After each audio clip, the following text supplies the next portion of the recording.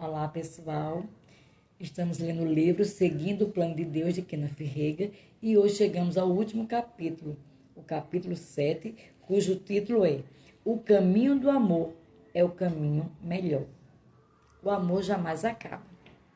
1 Coríntios, capítulo 13, verso 8. Você quer seguir com sucesso o plano de Deus para a sua vida e cumprir a vontade de Deus na terra? Se quiser seguir um caminho garantido para levá-lo à vitória certa e ao sucesso na vida, siga o caminho do amor de Deus. O apóstolo Paulo disse, falando a respeito do amor, e eu passo a mostrar-vos ainda um caminho sobremodo excelente. 1 Coríntios capítulo 12, verso 31. O caminho do amor é o caminho melhor, o caminho sobremodo excelente, porque Deus é o amor e o amor jamais acaba. O amor provém do coração, é fruto do espírito humano criado de novo. Por isso, o amor pode crescer. Como a pessoa pode crescer e progredir no amor de Deus? A Bíblia diz, o amor de Deus é derramado em nossos corações pelo Espírito Santo que nos foi outorgado. Romanos 5, verso 5. O amor de Deus já está no nosso coração se nascemos de novo, mas crescemos no amor se o confessarmos e agimos à altura. Minha esposa e eu estamos realizando uma campanha de reavivamento no oeste da nação, onde nos reencontramos com um jovem casal que conhecemos numa convenção de pastores. Tanto o marido quanto a mulher eram pastores ordenados. Depois de ter pregado, o casal convidou-nos a jantar fora com eles.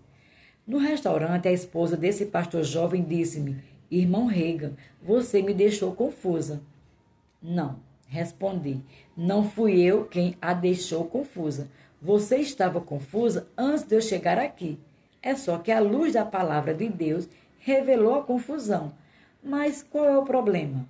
Ela disse, na sua mensagem hoje você citou 1 João, capítulo 3, verso 15. Todo aquele que odeia seu irmão é assassino. Ora, vós sabeis que todo assassino não tem a vida eterna, permanente em si.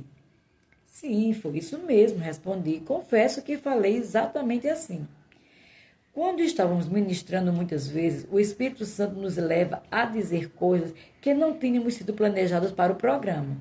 Tais coisas simplesmente surgem no nosso espírito mediante a inspiração do Espírito Santo.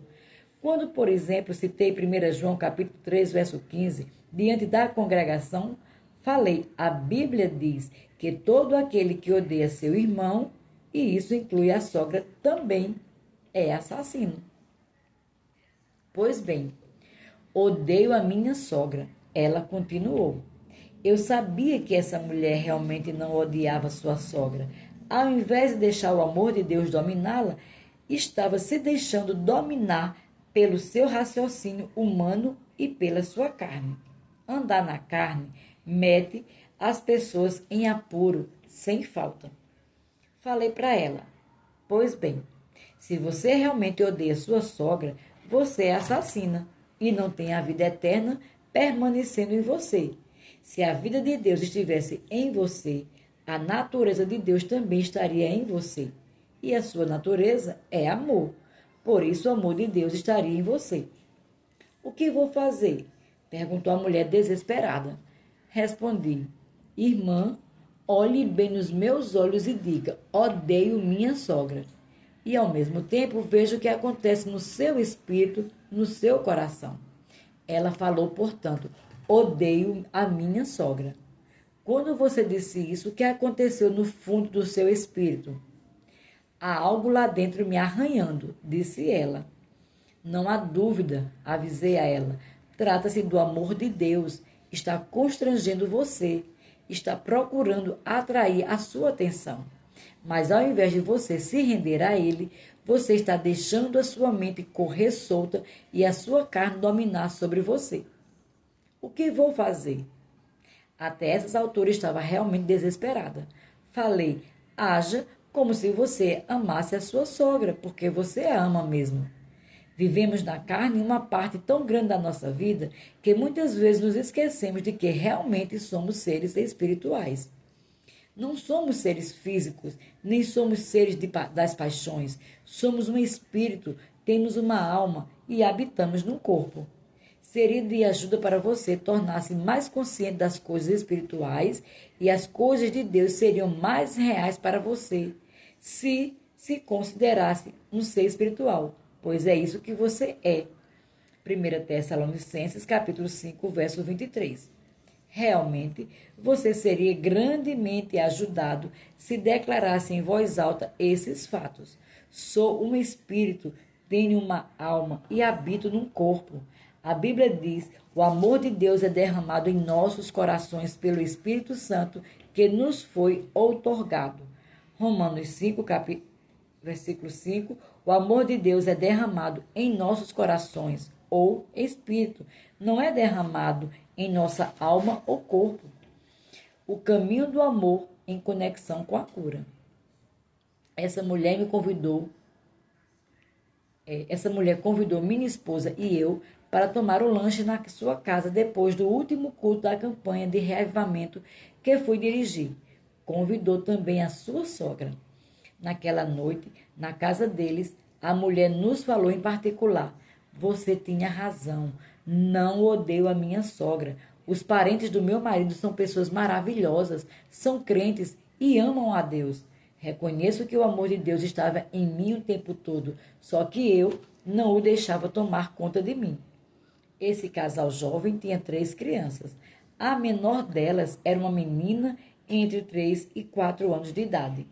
Durante os 2 primeiros anos da sua vida, essa menininha estava em perfeitas condições físicas, mas depois começou a ter crises epilépticas. Os pais dela levaram-na aos principais especialistas médicos do mundo inteiro. Um dos maiores peritos no campo fez testes com a menininha e disse aos pais dela que ela era o pior caso do tipo que já vira em 38 anos de clínica.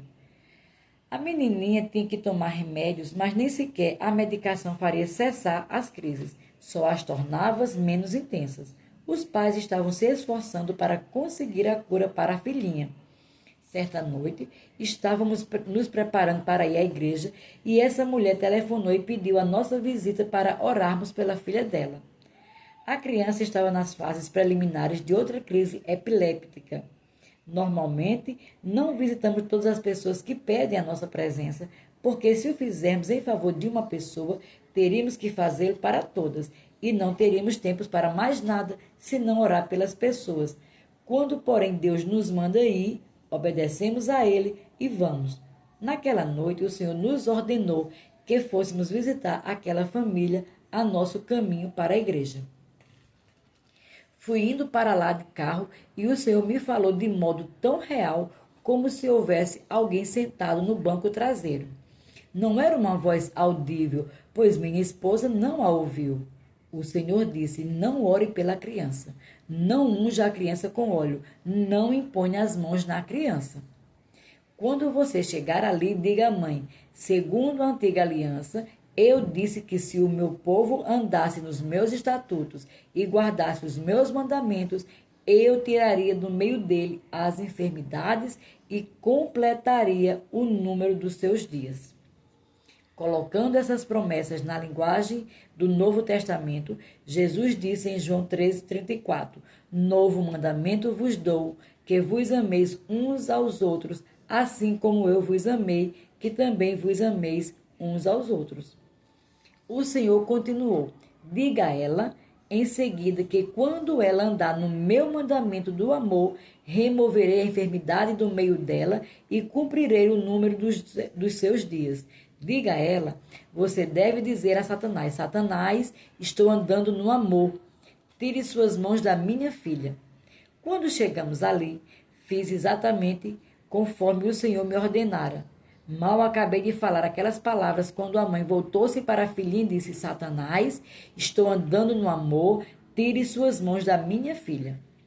Sou testemunha ocular, bem como minha esposa é testemunha num só estalar de dedos, a crise daquela criança cessou naquele instante. Cessou imediatamente, no mesmo segundo em que a mãe da criança falou aquelas palavras. 5 anos mais tarde, quando aquela menina estava com 8 anos de idade, continuava curada. Era bonita, feliz, cheia de vida e nunca mais teve outra crise. A mãe contou-me que 2 vezes no decurso desse período de 5 anos surgiram alguns sintomas secundários. Perguntei a ela: o que você fez? Falei: nada disso, Satanás. Estou andando no amor. Alguém disse: sim, funcionou para ela, mas eu não tenho andado no amor. Ela também não, mas arrependeu-se e voltou a andar no amor. Se você sair do caminho do amor, volte a ele com a máxima rapidez possível. Cada passo fora do amor é um passo na direção errada. Deixar de andar em amor vai impedi-lo de seguir o plano de Deus para a sua vida.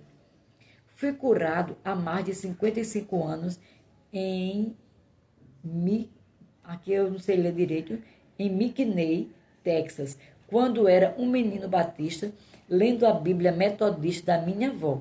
Fui levantado do leito de morte, curado de 2 enfermidades orgânicas graves. Meu corpo estava quase totalmente paralisado por causa do coração deformado e tinha uma doença incurável no sangue. Na realidade, o Dr. Robson, o 5º médico que tratou do meu caso, disse: filho, vou ser honesto com você. Se você não tivesse o coração deformado e a paralisia, essa doença incurável do sangue, por si só, acabaria sendo fatal para você. Em todos esses anos, desde quando recebi a minha cura, continuo estudando a palavra de Deus, especialmente nos assuntos da fé e da cura. E conforme é óbvio, não se pode estudar a fé e a cura sem estudar o amor, pois a Bíblia diz que a fé opera mediante o amor. Sempre mantive como regra nunca permitir a presença da menor quantidade de animosidade ou má vontade no meu coração contra quem quer que seja. Posso passar uns 5 até 7 anos em seguida sem, do ponto de vista de sentir algum mal-estar, tomar consciência de ter um corpo. Nas únicas ocasiões em que cheguei a me sentir mal, foi porque fui tolo e não cuidei do meu corpo, e quando não andava no amor. Nosso corpo continua sendo mortal e precisamos cuidar dele. Se você não o fizer, está dando lugar para a enfermidade atacar. Tem havido ocasiões em que a minha esposa tem dito: querido, você deve levar seu casaco. Você sempre fica quente quando prega, e não é boa ideia sair no frio quando você está com calor. Às vezes, não prestava atenção a ela e fazia exatamente isso. Saía no frio, depois de pregar fervorosamente, e minha garganta se sentia apertada e começava a doer. Então, tinha que me arrepender da minha burrice antes de poder receber a cura. Mas não tive nada de grave nesses últimos 55 anos, a não ser quando ficava fora da vontade de Deus e deixava de andar no amor. Andando em amor diante de Deus. Você entende que há mais de uma maneira de sair do caminho do amor? Não somente devemos andar em amor uns com os outros, como também devemos amar a Deus. Isso significa que devemos colocá-lo em primeiro lugar. Quando você está na desobediência, você não está andando em amor diante de Deus. A Bíblia diz: amarás o Senhor teu Deus de todo o teu coração, de toda a tua alma e de todo o teu entendimento. Mateus 22, verso 37. Às vezes, já saí do meu caminho em amor a Deus por ter entrado em desobediência ao plano de Deus para a minha vida. Você não está seguindo o plano de Deus para a sua vida se não está andando em amor e obediência diante dele. Mas quando eu caía na desobediência, corria com a máxima velocidade para voltar ao amor. No mesmo momento em que eu voltava ao amor, como em um estalar de dedos, tudo ficava bem. Mas tinha que me arrepender, exatamente como você terá que se arrepender caso desobedecer a Deus e andar fora do amor. Se cai na desobediência, você fica consciente disso. E se você está na desobediência, não demore para arrepender-se. Seja rápido para arrepender-se e para voltar ao amor. O caminho do amor é o melhor caminho, porque o caminho do amor é o caminho de Deus. Sei que é possível andar na saúde divina. Já andei na saúde divina durante mais de 55 anos. A saúde divina é a vontade de Deus para os seus filhos. Como você consegue fazer assim? Alguém perguntou. Ando no amor. Não estou me gabando de mim mesmo. Estou me gloriando em Jesus. Estou me gloriando na palavra. E quero que você chegue à condição de andar na saúde divina, se ainda não chegou aí. Deus não tem favoritismo, não me favorece mais do que a você. Deus abençoa todo aquele que é fiel à sua palavra. Jesus disse, se me amais, guardareis os meus mandamentos. João 14,15. Se você assumir o compromisso de crer na palavra de Deus e de praticá-la, você andará em amor diante de Deus e do seu próximo, e você estará cumprindo a lei. Romanos 13:8. A ninguém fiqueis devendo coisa alguma, exceto o amor com quem vos amei uns aos outros, pois quem ama ao próximo tem cumprido a lei. Muitas pessoas tiraram esse texto fora do seu contexto e o interpretam no sentido de que é proibido comprar algo em prestações. Mas o versículo não se refere a isso. Se você faz uma compra parcelada, não está devendo nada até vencer o prazo da prestação. E se você apagar, continua não devendo nada. É quando não faz seus pagamentos que você passa a ficar devendo. Se estudar cuidadosamente esse versículo, entenderá que sua mensagem essencial é que você tenha uma dívida para com o seu próximo, que é amá-lo. E essa é uma dívida que nunca liquidará, pois seu dever é continuar a amar a todos. O amor cumpre a lei.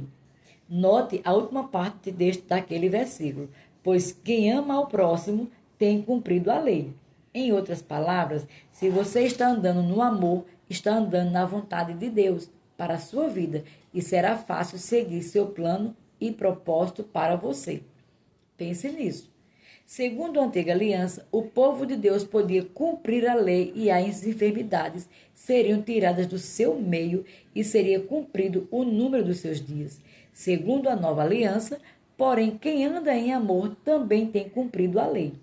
Debaixo da nova aliança, se eu cumprisse a lei, deveria obter os mesmos resultados que as pessoas obtinham debaixo da antiga aliança, a cura e a saúde divina. Se eu não obtivesse os mesmos resultados, Deus seria injusto. Romanos 13, verso 9 e 10. Por isto, não adulterarás, não matarás, não furtarás, não cobiçarás, e se qualquer outro mandamento, tudo nesta palavra se resume. Amarás ao teu próximo como a ti mesmo. O amor não pratica o mal contra o próximo, de sorte que o cumprimento da lei é o amor. A antiga aliança tinha 10 mandamentos. A nova aliança tem um só mandamento. Alguém me perguntou, você quer dizer que não precisamos guardar os 10 mandamentos? Nada disso. Se você estiver andando no amor, você não vai quebrar nenhum mandamento. Foi assim que Paulo disse em Romanos 13. Se você estiver andando em amor para com o seu próximo, não vai matá-lo. Se o amar, não vai contar uma mentira contra ele. A Bíblia diz, de fato, o amor cobre todas as transgressões. Provérbios 10, verso 12. Se você vir alguém fazendo alguma coisa errada, não deve ir comentar o fato com terceiros, a fim de expô-lo à humilhação. Pelo contrário, deve orar por ele e ajudá-lo, pois o amor cobre uma multidão de pecados. Se você andar em amor, você nunca quebrará nenhum dos mandamentos, pois estes foram dados a fim de refrear o pecado. Logo, o amor é o único mandamento que deve ocupar o centro de sua atenção. O amor é o cumprimento da lei. É por essa razão que digo que se eu errar e sair fora do amor, voltarei com a máxima velocidade a andar em amor. Quando ando no amor, estou cumprindo a lei. Tirarei do vosso meio as enfermidades e cumprirei o número dos vossos dias. Por isso existe uma coisa com que sempre tomo redobrado cuidados, é certificar que estou andando no amor conforme já falei, nunca permito que a mínima dose de animosidade, má vontade ou maus sentimentos negativos contra o próximo tocarem em mim por um minuto, sequer. Quero seguir o plano perfeito de Deus para a minha vida e experimentar as suas melhores bênçãos. Não poderia fazer isso se não andasse em amor. Certa vez, um evangelista dirigiu campanhas de reavivamento na minha igreja e não há a mínima dúvida de que ele me fez uma injustiça. Não vou lhe contar o que ele fez, por isso não seria edificante. O diabo disse à minha mente: se eu fosse você, não levantaria mais nenhuma oferta para ele. Quando tínhamos uma campanha com reuniões todas as noites, nosso costume era levantar ofertas às noites de terça-feira, de sexta-feira e do domingo em benefício do evangelista ou pregador visitante. Às outras noites, levantaremos oferta para cobrirmos as demais despesas da campanha. Quando o diabo disse isso para minha mente, sabia que era o diabo porque não era uma ideia de amor, de modo que não poderia ter sido Deus falando comigo. Falei em troca dessa sugestão: seu diabo, vou levantar uma oferta em favor dele todas as noites. A Bíblia diz: afinal de contas, amai os vossos inimigos, bendizei os que vos maldizem, fazei bem aos que vos odeiam e orai pelos que vos maltratam e perseguem. Mateus capítulo 5, verso 44. Outro texto bíblico diz que devemos retribuir o mal com o bem. 1 Tessalonicenses 5,15. Por isso tirei uma oferta todas as noites em favor desse evangelista, embora tivesse me feito uma injustiça. Falei ao diabo: se você falar mais uma palavra contra ele, vou levantar 2 ofertas por noite em favor dele. O diabo não deu um só pio depois disso. Ele não quer que nenhum pregador receba 2 ofertas por noite.